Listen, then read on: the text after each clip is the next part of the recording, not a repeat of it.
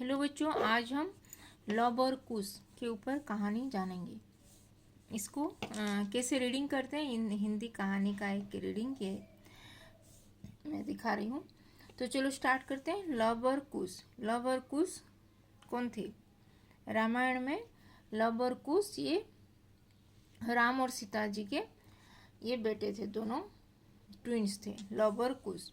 वाल्मीकि के आश्रम में, यहाँ पे जो मैं अंडरलाइन करूँगी उसको कीवर्ड सब राइटिंग प्रैक्टिस कर देना 2 टाइम्स, क्योंकि ये जो शब्द में कुछ ये स्पेलिंग मिस्टेक होगा तो लिखने में जो सेंटेंस जब भी कभी लिखोगे वही वर्ड्स का उसमें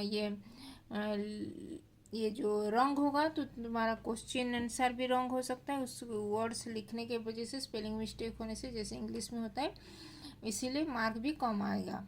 इसीलिए ये जो कीवर्ड्स को लिखना प्रैक्टिस करो, तभी तुम्हारा वोकाबुलरी भी स्ट्रांग होगा और शब्दकोश में बहुत सारे शब्द के बारे में जान पाओगे। तो चलो स्टार्ट करते हैं। लव और कुश। वाल्मीकि के आश्रम में आज खूब चहल पहल थी। वाल्मीकि कौन थे? वाल्मीकि जो रामायण जो लिखे थे, वाल्मीकि ऋषि जो सन्यासी थे, उनके आश्रम में माता सीता जाके रुकी थी और वहाँ पे लव और कुश का जन्म हुआ था। तो वाल्मीकि के आश्रम में, जहाँ पे ये जंगल में जो आश्रम बनाए थे वाल्मीकि के आश्रम में, आज खूब चहल पहल थी, बहुत ही चहल पहल था। आश्रम सजाया जा रहा था। आश्रम को बहुत ही सुंदर से डेकोरेट कर रहे थे फूलों से। फूलों के हार गूंथे जा रहे थे। फूलों के हार मतलब फ्लावर से हार, गार्लैंड ये सब बना रहे थे, फूलों से सजा रहे थे आश्रम को। खीर पूरी की भीनी भीनी मीठी सुगंध चारों ओर फैल रही थी। खीर पूरी सब बहुत ही स्वादिष्ट व्यंजन सब बना रहे थे और भीनी भीनी मीठी सुगंध भी, जो खाने की सुगंध भी बहुत अच्छे से सबको चारों ओर फैल रहा था। सुगंध, खाने का सुगंध। सभी प्रसन्न थे, सभी बहुत ही प्रसन्न थे आश्रम में। आज सीता ने 2 पुत्रों को जन्म जो दिया था। आज जो सीता माता ने उनके जो 2 पुत्र, दोनों ट्विंस जो पैदा हुए थे, इसीलिए चारों ओर चहल पहल थी और आश्रम को बहुत ही सुंदर से फूलों से सजा दिए गए थे, फूलों के हार से। और खीर पूरी बहुत ही स्वादिष्ट व्यंजन सब बनाए थे और उसमें से बहुत ही सुंदर सुंदर खुशबू चारों ओर फैल रहा था, इसीलिए चारों ओर सभी लोग खुश थे आश्रम में। दोनों बालक बहुत सुंदर थे और जो दोनों बालक जो पैदा हुए ट्विंस, वो बहुत ही सुंदर दिख रहे थे। कभी वे ऋषि कुमार लगते तो कभी राजकुमार, कभी वो ऋषि जैसे सन्यासी बालक दिख रहे थे और कभी कभी राजकुमार जैसे रॉयल प्रिंस दिख रहे थे। कोमल नन्हे बालकों पर से नजर हटाने का मन ही नहीं करता। कोमल जो पैदा हुए थे, वो जो कोमल सुंदर से बालक, उनसे नज़र कोई भी हटा नहीं पा रहा था, सब लोग उनको ताकते रहते थे। जो देखता ही रह जाता, जो भी देखने आता था उनको देखते ही रह जाता था और वहाँ से जाने की मन ही नहीं आ रहा था उसको। आश्रम का हर बालक उन्हें गोद में उठाने के लिए व्याकुल था। आश्रम में जहाँ जो भी वहाँ पे रहते थे, बच्चे बूढ़े सभी, माता ये सभी बालक लोग भी उनको गोद में उठाने के लिए बहुत ही व्याकुल हो रहे थे, हमको भी उठाना है बोल के वो लोग भी आ रहे थे आगे।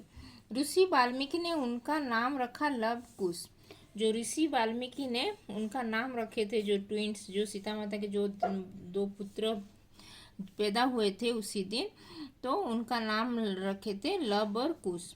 धीरे धीरे दोनों बालक बड़े होने लगे। धीरे धीरे वो बालक आश्रम में रहते थे और वहाँ पे वो थोड़ा थोड़ा बड़े होने लगे, ग्रो करने लगे। वे माँ से अच्छी अच्छी कहानियाँ सुनते, नए नए गीत सीखते। वो उनके माता सीता माता से वो अच्छी अच्छी कहानी सुनते थे उनसे, और गीत कविता भी वो उनसे सीखते। फूल पौधों से भरे ऊपर में खेलते। फूल पौधे जहाँ पे प्लांट्स लगाया गया है नेचर के पास, तो वहाँ पे उपवन जो पार्क में गार्डन में वो लोग खेलते थे। तितलियाँ पकड़ते, तितलियाँ मतलब बटरफ्लाई को भी पकड़ने जाते थे। चिड़िया पक्षियों के से बात करते, चिड़िया बर्ड्स पक्षियाँ ये से वो लोग बात करते थे। आश्रम में लगे फलों का स्वाद लेते। आश्रम में जितने सारे ये फल फूल लगे हुए थे वहाँ पे वो फल को भी चखते थे। अपनी तोतली बोली में सबसे बातें करते थे। और अपनी तोतली जो बच्चे पैदा होते हैं, 1 साल का बच्चा जैसे बोलता है तोतले तोतले करके, वैसे ही वो लोग भी बातें करते थे। और ढेरों प्रश्न पूछ पूछ कर सब कुछ जानने की कोशिश करते और ढेर सारा क्वेश्चन सबको पूछते रहते हैं। वो क्यूरियस थे और सभी का बात जानने के लिए वो जिज्ञासु होते थे। प्रातः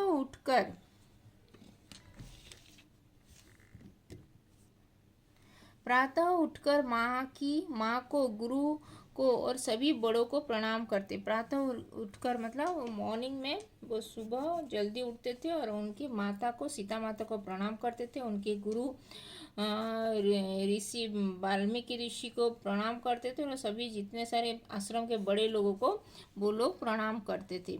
स्नान आदि के बाद इस वंदना करते। स्नान के बाद बात लेते थे और फिर उसके बाद इस वंदना यानी कि प्रेयर करते थे। वे खूब अच्छे बने ऐसी प्रार्थना करते। वो कैसे अच्छे बनेंगे, सबका रेस्पेक्ट करेंगे, सब अच्छे से सीखेंगे सब कुछ, ऐसे कैसे हम अच्छा करेंगे बोल के वो प्रे करते थे। उसके बाद फलों का नाश्ता करते। उसके बाद जो फल, जो आश्रम में जितने सारे फल बगीचा में ग्रो होता है वो सब फल वहाँ पे सब आश्रमवासी फल ही खाते थे। तो वो लोग भी वहाँ पे फल का नाश्ता करते थे और आश्रम के सभी बच्चों के साथ बैठकर पूरा गुरु वाल्मीकि से शिक्षा पाते। और जितने सारे बच्चे वहाँ पे आश्रम में थे सभी लोग एक साथ मिलके ऋषि वाल्मीकि, उनके गुरु वाल्मीकि ऋषि से वो शिक्षा पाते। उनका वो ऋषि वाल्मीकि उनके टीचर थे। शाम को सब बच्चे मिलकर खूब खेलते। शाम को इवनिंग में वो सब लोग, ये जो आश्रम के जितने सारे बच्चे थे सब लोग लवकुश सब के साथ मिलके वो खेलते थे वहाँ पे उनके साथ। और गुरुजी से धनुष बाण जो एरो वो का जो धनुष बाण का भी, और तलवार चलाना, धनुष चलाना, ये सब सीखते थे उनसे। वे जो भी काम करते खूब मन लगाकर काम करते और पूरा सीख कर ही दम लेते। जो भी वो काम करने के लिए ये स्टार्ट करते उसको पूरा मन लगाकर अटेंटिवली, बहुत ही फोकस कंसंट्रेट देके वो काम करते थे और वो जब तक ख़त्म नहीं हो जाता था उसको छोड़ते नहीं थे।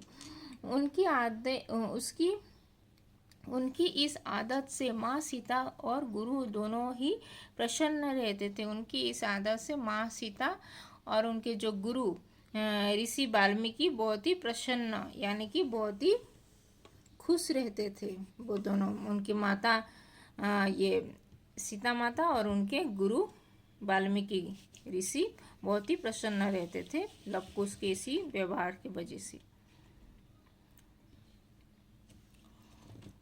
अभी वे धनुष बाण चलना सीख ही पाए थे कि एक दिन उन्होंने आश्रम के द्वार पर एक सुंदर सजा धजा घोड़ा देखा। वो जो धनुष बाण सीख ही रहे थे तभी एक दिन उन्होंने उनके आश्रम के बाहर एक सज धज के एक आया हुआ एक घोड़े को देखा। उन्होंने देखा कि उस घोड़े पर एक संदेश लिखा लटक रहा है कि जो यह घोड़ा पकड़ेगा उसे महाराज राम के साथ युद्ध करना पड़ेगा। तो वहाँ पे लिखा हुआ था वो संदेश, जो मैसेज घोड़े के साथ।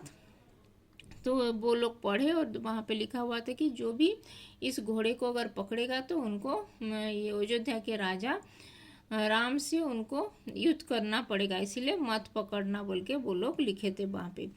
सब लवकुश वीर थे, लवकुश वीर योद्धा थे और साहसी भी थे, ब्रेव भी थे और कठिनाइयों से भी कभी नहीं घबराते। कठिन काम से भी वो लोग कभी नहीं घबराते थे। उन्होंने घोड़े को पकड़ लिया। फिर उन्होंने जो घोड़ा देखे सच धज के जो आया था घोड़ा उनके आश्रम के पास, तो उसको पकड़ लिया और युद्ध करने के लिए तैयार हो गए। और युद्ध करने के लिए वहाँ पे जैसे मैसेज लिखा था, संदेश लिखा था कि अयोध्या के राजा राम से उनको युद्ध करना पड़ेगा, अगर ये घोड़ा जो भी पकड़ेगा तो तभी वो लोग युद्ध करने के लिए भी तैयार हो गए। क्योंकि घोड़े का सामना अपने पास रखने के लिए उन्हें युद्ध तो करना ही पड़ेगा, क्योंकि वहाँ पे लिखा था कि अगर घोड़े को पकड़ेंगे तो उनको राम से युद्ध करना पड़ेगा। इसीलिए वो पहले से ही युद्ध करने के लिए तैयार हो पड़े थे, तैयार होके वहाँ पे खड़े हो गए थे।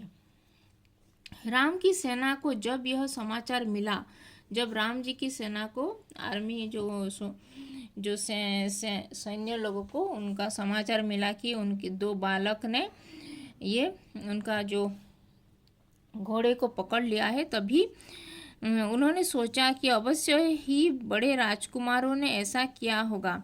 पर जाकर देखा तो वो दो नन्हे नन्हे राजकुमार थे। तो वो लोग सोच रहे थे कि अवश्य बड़े लोग, कोई बड़ा राजकुमार कोई पकड़ा होगा, तभी जाके वो सैन्य लोग देखे, वो लोग तो वो देखे कि एक नन्हे नन्हे राजकुमार 10 साल के नन्हे नन्हे राजकुमार लोग ने उसको पकड़ा है बोल के। लव कुश ने गुरु द्वारा सिखाई धनुष बाण विद्या से राम की सेना को बेहोश कर दिया। लव कुश में तभी राम ने उनका सेना भेजे थे, तो तभी लव कुश ने उनको जो भी उनके गुरु सिखाए थे धनुष बाण, धनुष चलाना, तलवार चलाना, उसी से वो राम की सेना को वो लोग ये बेहोश कर दिए, मतलब उनको फेंट कर दिए, उनको हरा दिए। और फिर धीरे धीरे जो आया, शत्रुघ्न, लक्ष्मण, भरत, सुग्रीव और हनुमान सभी को या तो मूर्छित किया या बंदी बना लिया। और फिर उसके बाद जो भी सैन्य के बाद जो भी राम ने जिसको भी भेजे थे, जैसे कि उनके भाई शत्रुघ्न, लक्ष्मण, भरत, फिर किष्किंधा के राजा सुग्रीव और हनुमान, सब लोग को जो राम भेजे थे उनको भी सबको किसी को हरा दिए युद्ध में, और किसी को बंदी बना दिए, और किसी को मूर्छित करा दिए। फिर राम आए, मूर्छित यानी कि फेंट करा दिए। लक्ष्मण, ये सब कीवर्ड्स लिख देना, क्योंकि नहीं लिखोगे तो ये स्पेलिंग मिस्टेक हो सकता है। फिर राम जी आए, वे दो ऋषि बालक को देखकर आश्चर्य से भर गए। फिर वो जो ऋषि बालक को देख के आश्चर्य हो गए कि इतना छोटे बालक लोग इतने बड़े बड़े रथी, जो लक्ष्मण, भरत, शत्रुघ्न, किष्किंधा के राजा सुग्रीव और हनुमान, सबको ये हरा दिया, उनको मूर्छित कर दिया और उनको बंदी बना दिए हैं। बल्कि वो बहुत ही आश्चर्यचकित हो गई, इतने छोटे नन्हे बालक ये लोग ऐसे किए हैं बोल के। अभी युद्ध शुरू होता कि ऋषि वाल्मीकि वहाँ आ पहुँचे। अभी युद्ध शुरू ही होने वाला था, तभी ऋषि वाल्मीकि वहाँ पे पहुँच गए। राम ने उनके चरण स्पर्श किए, उनको आशीर्वाद लिए राम ऋषि वाल्मीकि से, और पूछा कि ये दोनों वीर बालक कौन है। फिर वो पूछने लगे कि ये दोनों वीर बालक कौन है बोल के। ऋषि ने राम से कहा कि ऐसे वीर बालक और किसके हो सकते हैं जो राम की सेना को हराने का साहस रखे। तो ऋषि वाल्मीकि ने बोले कि ऐसे वीर बालक और किसके हो सकते हैं जो राम के सेना को भी ये मूर्छित और बंदी बनाने का साहस रखे बोल के वो राम से पूछने लगते हैं। कौन? ऋषि वाल्मीकि। ऋषि ने राम से कहा कि ऐसे वीर बालक और किसके हो सकते हैं जो राम की सेना से युद्ध करने का साहस रखे, जो इससे कौन ही ऐसा ये भूमंडल में ऐसा कौन वीर लड़का होगा जो राम की सेना को ये बंदी बनाने का, उनको मूर्छित करने का साहस रखे। ऐसे कौन वीर बालक हो सकता है बोल के उनको हुई पूछने लगते हैं जो राम की सेना को हराने का साहस रखे। उन्होंने लव कुश से कहा कि ये श्री राम ही तुम्हारे पिता है। फिर उन्होंने दोनों लव कुश के बोले कि ये आपके पिता हैं अयोध्या के राजा राम बोल के। चलो, बालक दौड़कर अपने पिता के गले से जा लगे। फिर बालक दोनों जाके फिर अपने पिता राम से गले लग गए। राम ने आप अपने बालक को हृदय से लगा लिया। फिर राम भी अपने दोनों बालक को, लव कुश को भी गले लगा लिए। पिता पुत्रों के इस मिलन को देखकर सभी रो पड़े। फिर सभी लोग पिता पुत्र का इस मिलन, राम अपने दोनों पुत्र लव कुश से मिलने के बाद सभी वहाँ पे आश्रम के जितने सारे आश्रमवासी लोग सभी रो पड़े।